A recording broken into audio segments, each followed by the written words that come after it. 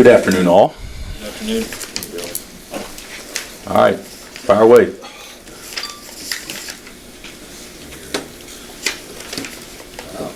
Did you learn anything more about the West Virginia game just by looking at the tape or anything? Yeah, we watched the tape yesterday as a team. We'd watched it before that as a staff, but watched it yesterday as a team, and I think there's a lot of things that were pretty apparent. I think that emotionally we weren't into it as much for whatever reason, and I think that was pretty evident by body language and energy level. I think that they sped us up and sped our minds up, and we didn't attack them very, very well at all. The press in the full court, we turned it over 3 or 4 times, but it wasn't what bothered us. It was after we got into the half court and then made so many careless mistakes. Now, they did do some things in the full court that bothered us in stretches, but we didn't attack their pressure very well to score, and certainly we'll have to do a much better job next time we play them to have a good chance. When you watch something like that, whether it's live or on film, and you see that lack of engagement, does it surprise you with a bunch of veterans? No, it's sports. I mean, Patriots do it.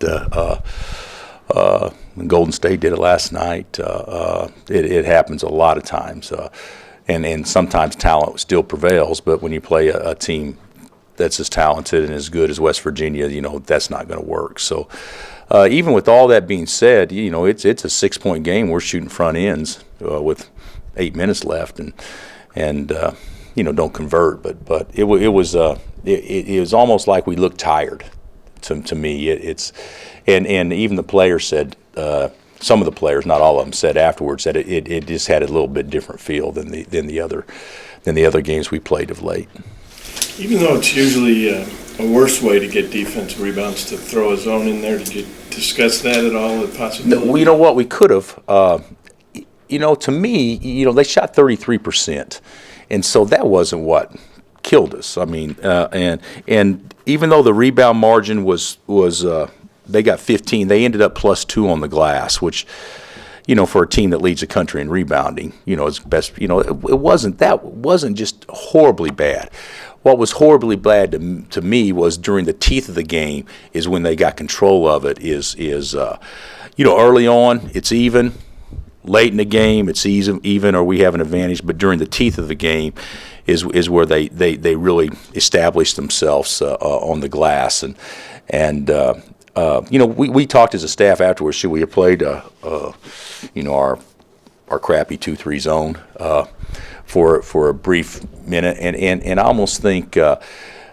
If it's a game, I mean, we obviously wanted to win the game, but if it's the last game of the season, then maybe you do that. But I really didn't want to bail our players out by telling them, okay, let's try something different. I wanted them to have to guard their guards and try to keep the ball in front of them, and we couldn't do it. So hindsight, yeah, we could have done that and forced them just to be a total perimeter shooting team and make them make shots as opposed to driving the ball. But, when you look at it, and I mean, I don't know what the final score was. I think we got 63, and they get 74. Maybe that was it. But when you look at it, during the teeth of the game, until we just gave them 14 free points late by fouling in the last 3 minutes, that was it was a 61-49 type game. I mean, it wasn't like our defense. It's just our offense was so inept. I mean, you go on the road and you play a top 10 team and you hang 49 on them the first 36 minutes of a game or 35 minutes. It doesn't matter what you do defensively, you're not going to win because you didn't score the ball. If you do bail them out and go to zone, does that put a seed in their minds in the future? Well, if we don't stop them, we can just go to zone. You know what? It might if you stop them. But the whole thing is we take our defense has been so much better the last 3 weeks or so, maybe 4 weeks, and I've never been I've never been that way that you can be like to me a relief pitcher or a pitcher's out there and he walks the bases loaded, and then they pull him out. I mean, I would think a pitching coach, hey, you got us into this, now figure a way to get us out of it. You know, I mean, that's kind of how I feel about things like that. And maybe it's stubbornness, but we haven't worked on. I mean, obviously we need to, but our defense has gotten better, and we haven't spent any time on zone the last 2 or 3 weeks. So I just didn't feel comfortable going to it. I thought our best chance was still to guard them, and our best chance to rebound obviously was playing man. And then I thought that gave us the best chance. So, Are there, up and down speed? You're as good as anybody in the league, I would think. But are there a few teams who are every bit as quick as you, as if maybe not a little bit? I tell you what, I don't think that we're as quick as West Virginia, and I'm not sure that we're as quick as Oklahoma on the perimeter. And when I look at quickness, it's the first 2 steps, obviously, going forward, but it's also those first steps sliding sideways. And to me, that's where we got beat the other night more than anything else. Is that and a lot of it was our off the ball defense. We didn't do what we were supposed to do to support the guy guarding the ball. But I thought our lateral quickness was really exposed. And so we're going to have to get a lot better guarding the ball. People look at us and say, I know fans do look at us and say, so quick, so this, because we can't get up and down the floor really, really well. But you take away transition, and then it becomes a half-court game, and quickness is more defined on what you can do sliding laterally as it is to what you can do running up and down the floor. You said somewhere that Perry should have got the ball a lot more. Is that the kind of game he could have really dominated?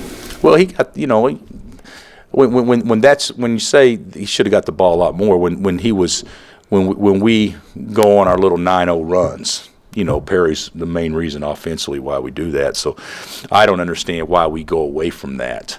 Even if it's makeshift, even if it's not very artistic, you just get the ball to him and make him go make a play, which that's what West Virginia is. They just kind of move the ball around a little bit and then just say, okay, play take them. We could have done that with Perry some also, and we did it. He gets, I don't know what Perry ended up with, 21 or 22, whatever it was, but it wasn't like we didn't throw it to him, but we probably could have done a better job of trying to throw it to him more. Is he more inclined or comfortable to take over in those situations when he's got that kind of advantage or looks like that? Is Perry? Yeah, I think so. I think Perry goes through. I think like most players, he goes through phases where sometimes he's feeling this would be a game that he can do those things, and sometimes maybe not, depending on how they're guarding him. But I felt like the other night it was a game in which he felt like he could be effective offensively. Yeah, I did. You've talked a lot about wanting a guy you can throw it to and get buckets inside. How's Perry graded out just in terms of scoring?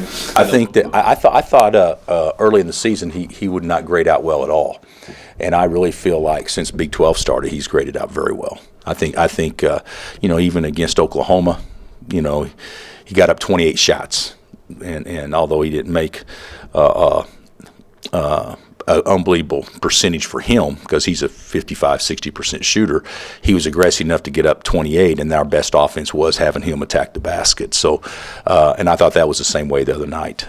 Best offense was doing that. So I think he's graded out very well in the last, since league started, as far as getting the ball in tight and being aggressive to score.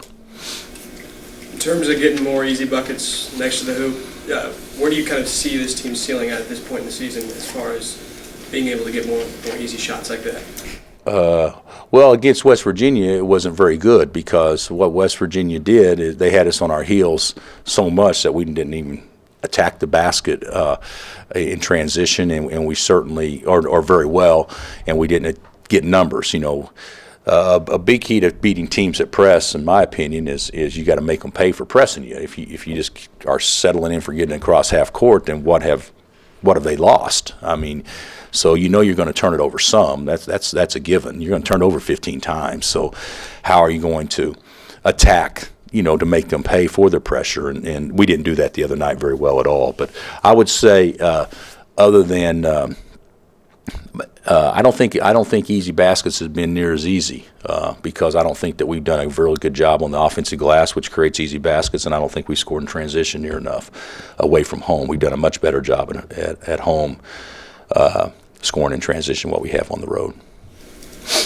Coach, this ruling from the NCAA, the rule changes for kids looking to test the NBA, that's going to really change how everything works that time of year, isn't it?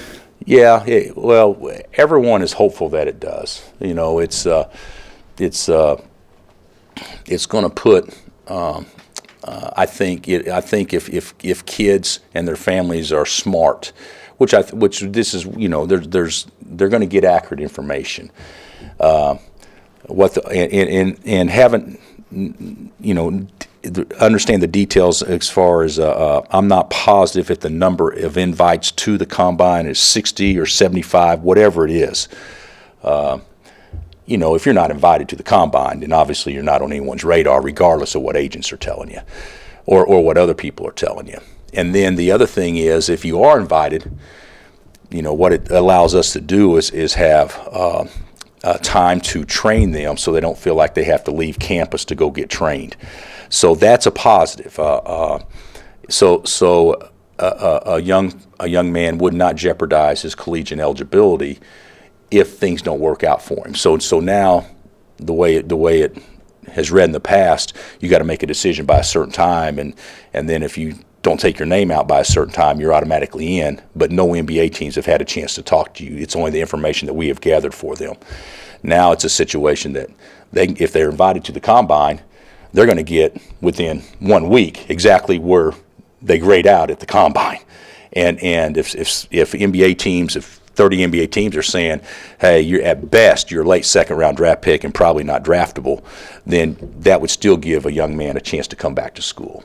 It's not 100% positive, though, because it could put the schools in jeopardy of not knowing what your roster will be next year. So, well, we think he'll come back, and then he ends up leaving late, and there's nobody left to sign. So from a school standpoint, you could make a case that it kind of puts you more in jeopardy for next year's roster. But if you're looking at it for the best interest of the kids, at least now they can rely on information from the NBA as opposed to third parties giving them information, and that was the goal of the rule. What are your impressions of TCU? Better. You know, I just watched last year's game in the Big 12 tournament, and, you know, I don't know if you guys remember, but Kelly made like 17 free throws, or I think he was like 17 to 25 from the line, something like that, and we ended up winning a real close game. That game came down to the last minute or two. So, but they're better this year, and they can score the ball. Collins can really score the ball. He's kind of an instant offense guy, and you know, I think that, you know, it'll be a game in which, you know, for whatever reason, you know, we've played well at times against TCU, but not consistently well, and they've done some things to kind of mess with us defensively, and certainly it'll be a good ball game. But, you know, you look around the league, they're all good games right now. I mean, home wins aren't locks. I mean, so we're anticipating a very good game. Are you surprised by some of the outcomes in the league? Like Iowa State's already lost 3 times.